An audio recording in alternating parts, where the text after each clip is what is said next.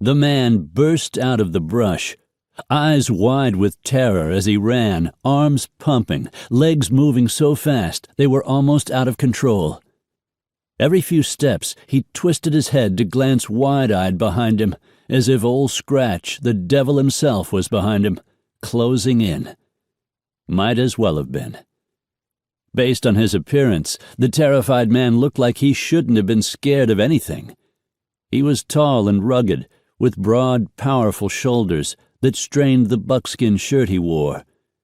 His bearded, weather-beaten face showed that he had spent a lot of time on the frontier. He had 2 flintlock pistols, a tomahawk, and a sheathed knife tucked into the sash around his waist, and he carried a long-barreled rifle. A powder horn and a full shot pouch bounced against his hip as he ran. He was armed for bear, as the old saying went. But it wasn't a bear that was after him. Even as terrible an engine of destruction as one of those creatures could be, what pursued the trapper was worse. As he started up a bare, rocky slope, he lifted his frenzied gaze and saw a clump of boulders above him. If he could get in among those rocks, his pursuers couldn't come at him all at once. At least he would be able to put up a fight, for a while anyway.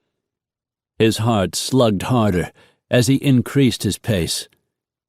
He heard them howling as they crashed through the brush behind him, like a pack of wolves they were. Sometimes he could face down wolves and make them retreat if he didn't show any fear. That wasn't going to work. His pursuers were worse than wolves. With enough of a lead, he lunged into the clump of boulders and turned.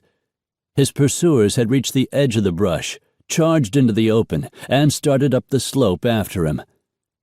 They wore buckskin leggings and tunics, and had large necklaces of thick leather decorated with small, shiny rocks draped around their shoulders. They carried war clubs and spears, and looked like they knew how to use them.